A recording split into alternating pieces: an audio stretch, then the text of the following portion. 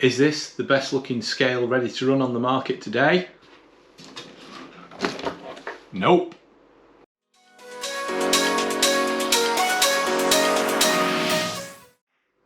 Very cool day today. I've got something very special to look at, and it's this Toyota FJ40 from FMS. Super scale, super awesome model. You've probably seen the Michigan. That's the Jeep that there was all the controversy around. Well, this is their brand new, non-controversial, because it is fully licensed, Super Toyota. As with the Michigan, it comes in a massive box. Really enormous. Plenty on here. Nothing too startling about the box, nothing too hilarious apart from this little bit. We've got the front and we've got the black. Now, I know some people make excuses for bad English on the boxing, but to me, if you're going to do it properly. And when you are producing such a beautiful model, I'd highly recommend that they do it properly. So it is available in this sandy yellow or mustardy yellow, and also bright blue, kind of two classic colours for that model of Toyota, that early Land Cruiser. So let's get it open. Now, just a quick word on the carry case inside, because they are a really nice thing. They've got these 3 push button clips, so just clip those, and then a hinged lid with room for your transmitter inside, so that just lifts out to get your transmitter, and a well protected space for that car. And what a beautiful thing it is. So the body itself, it's supposedly, or the car itself is supposedly a 1/10 scale, but if you look at the actual dimensions and compare it to the real one, it works out at just bigger than a 7th scale. So it's like 6 4/5 scale, something like that. No matter, that just means that you're able to use a more sort of regular size of chassis and wheelbase. So the actual wheelbase is 339mm. The wheels are 1.9s with these kind of Hyrax copy tyres, so they're probably something, if you're going full scale, you're probably going to be changing both of those, the wheels and the tyres, but because it is on that sort of frame, that sort of scale, it means you've got a massive choice of scale tyres on 1.9s. The detail on this body is absolutely wonderful. I mean, it's exquisite. You've got these exceedingly good mirrors, which are fully mirrored.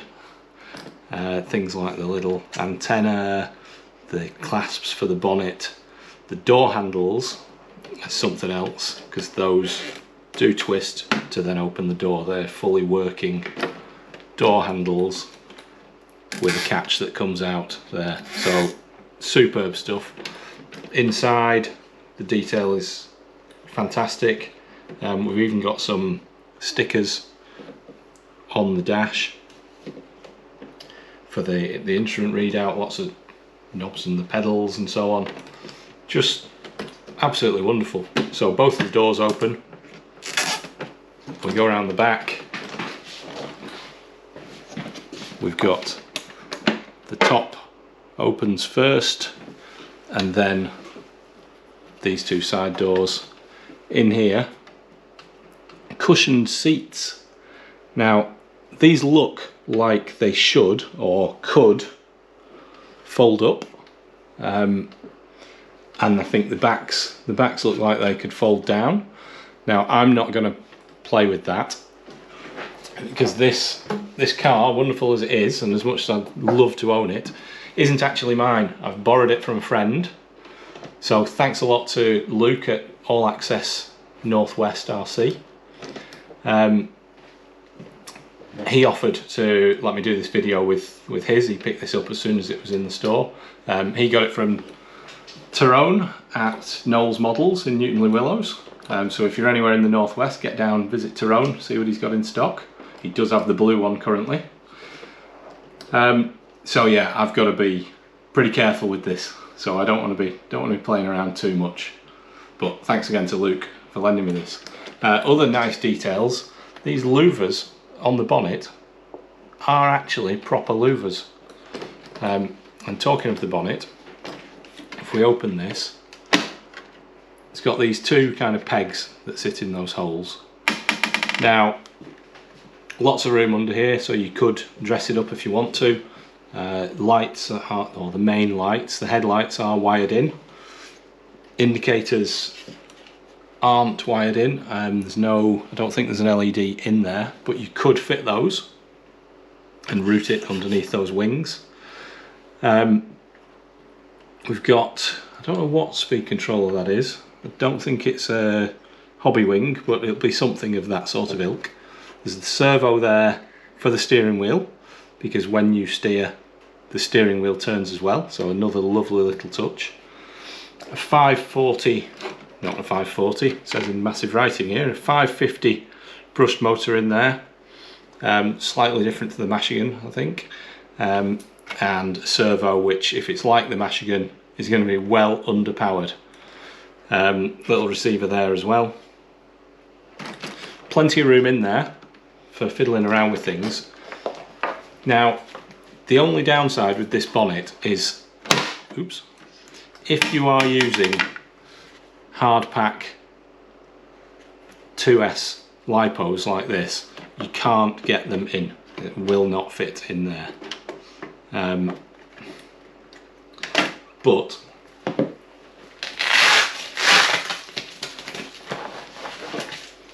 if you've got a soft pack one like this, that is a regular size 2S, that's another 5200, so that will fit.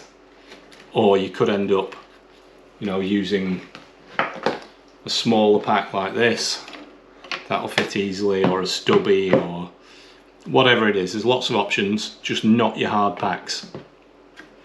But loads of room under there.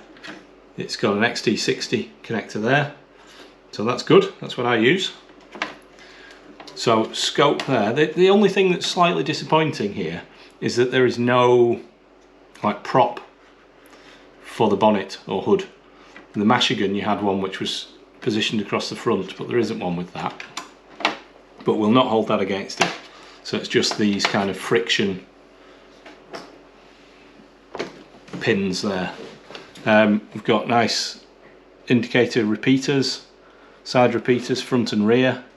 Nice recessed filler cap, the tread boards on the side, lovely Toyota badging because it is official. It's just overall an absolutely stunning model. I'm sure there's going to be a lot of work done on these. We will see what people come up with. I'm sure there'll be a lot of weathering, a lot of rusty versions with it being an old workhorse. There's nice detail on the back as well, with these steps, your lights, tow bar included, or hitch.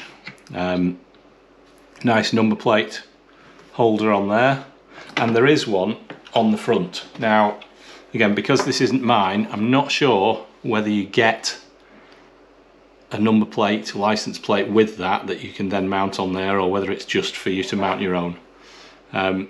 Plastic bumper, does look like a metal one, but it is a plastic bumper, so that might be one of the few things that you'd want to change to the exterior.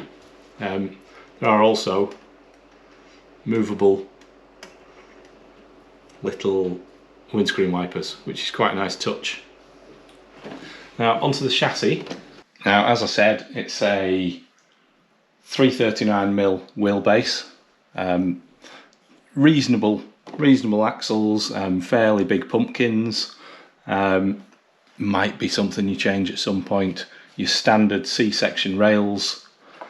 They're all metal links, some sort of plastic composite drive shafts, but they should be up to the job. Now it is a 4-link front and rear.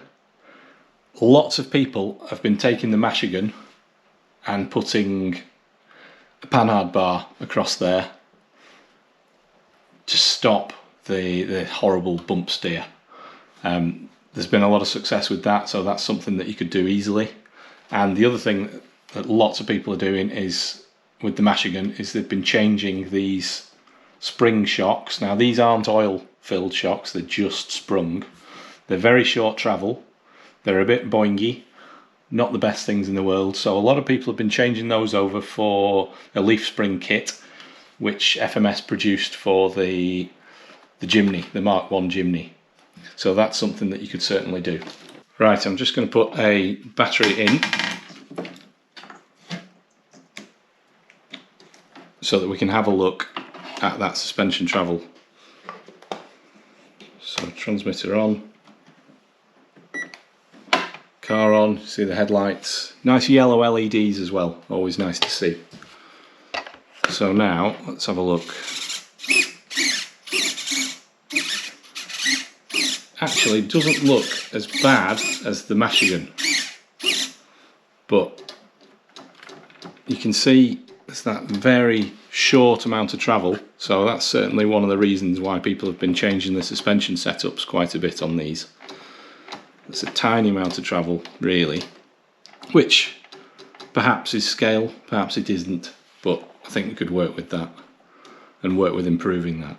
But if we flex it manually, we're actually getting a reasonable amount of travel there, probably quite a realistic amount, so that's going to be workable. It's a good starting point, that's for sure. Steering angle doesn't look so bad. Is it interfering with the suspension? Yes, it is a bit. When you're on that right hand lock, there is no movement, so that is eating up that movement. So definitely something that you'd want to have a play around with. Try and fettle that suspension. The radio gear that you get with this is fairly stock stuff. It's a rebranded, it says FMS on it, but it is a rebranded Fly Sky. It's a G4P, I think it is. So your normal 2-channel, well actually 4-channel, because it's starting off with your 2-channel, but then you have got an extra button and an extra 3-position switch. So those currently won't be used, but you could link those up. You'll have the spare channels on the receiver. Oh, there is a third one. Ah, the third one is linked up. Let's have a look. So channel 3 is linked to the lights, but there's no switching, it's just a direct wire. So the lights are just getting their power from that channel 3. So you could put a switch on that, so you can switch them on or off. Yeah, easy to buy, a couple of quid from eBay. But you've also got that 4th channel, which is switchable. So you've got the steering trim, throttle trim and steering dual rate. You've got the bind button, and you've also got the steering and the throttle reverse switches. So if you change your setup, you can change it around so that it still works.